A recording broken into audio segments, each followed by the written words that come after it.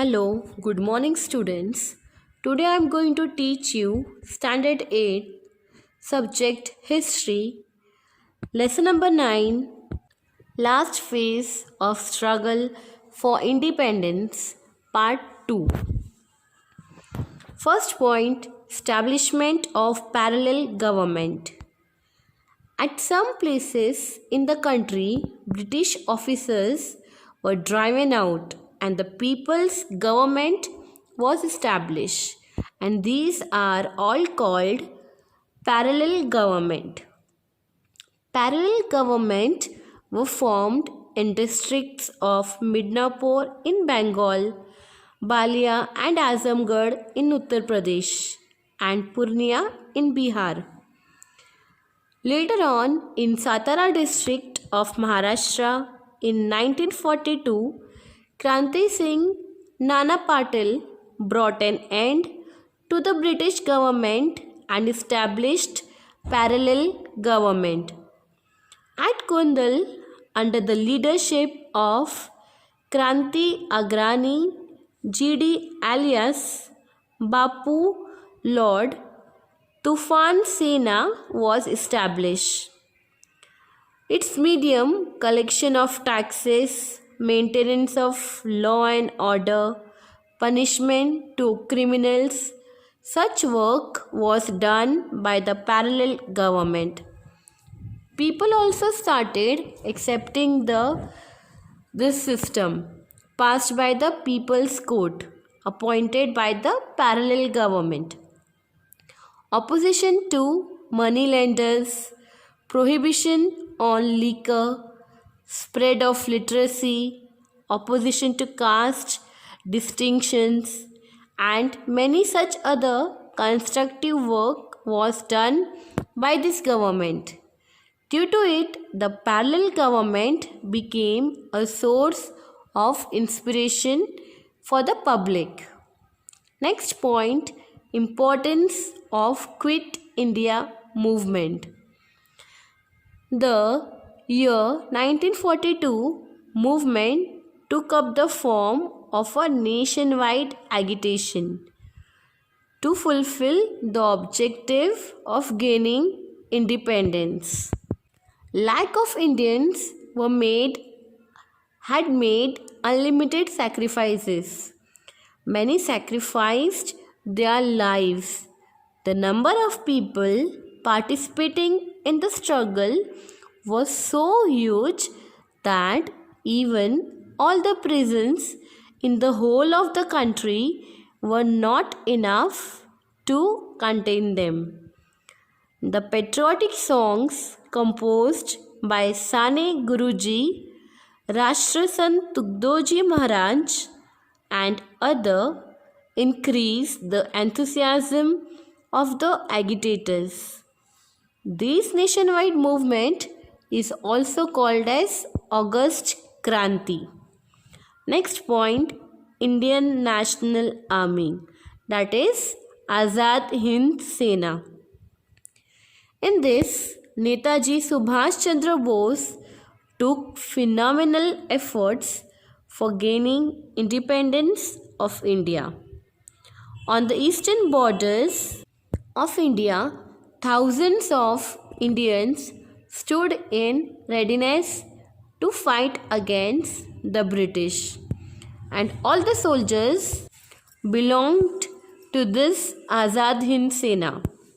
Netaji Subhash Chandra Bose was their leader. Who was the leader of this Azad Hind Sena? Netaji Subhash Chandra Bose. And he was also an important leader of Indian National Congress. He graced the position of President of Congress twice. As per his opinion, while England was engaged in Second World War, the Indians should take advantage of it and make the movement more intense, and also, if necessary, India should seek the help of the enemies of England. But there aroused differences of opinion between him and the other senior leaders in Congress.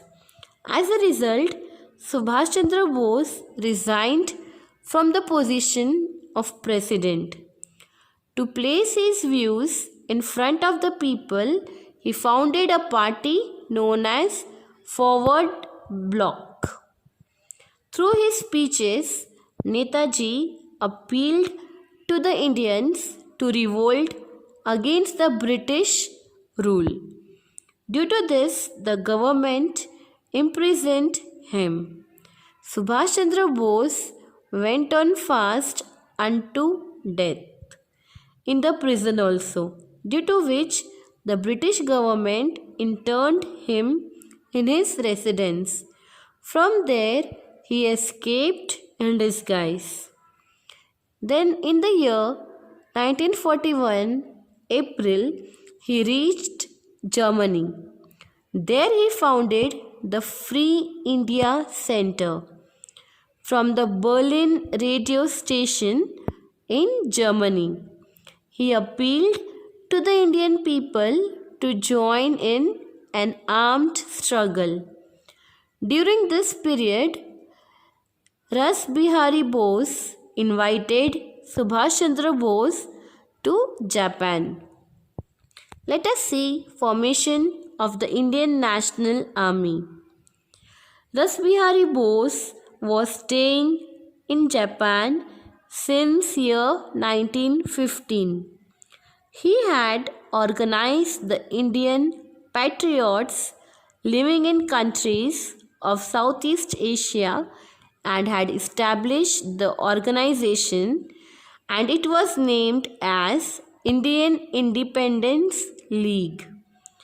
In the early part of 1942, Japan conquered the territories in Southeast Asia, which were controlled by the British.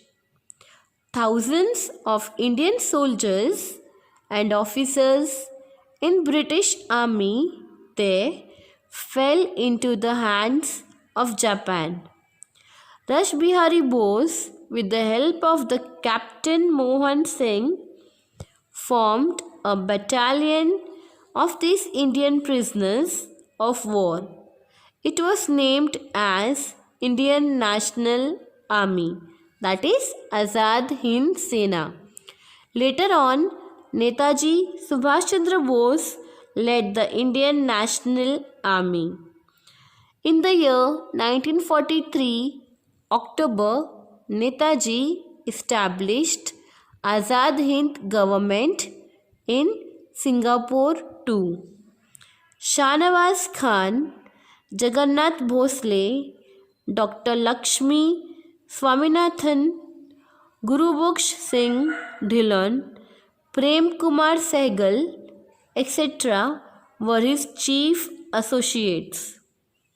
Captain Lakshmi Swaminathan was the commander of Rani of Jhansi regiment.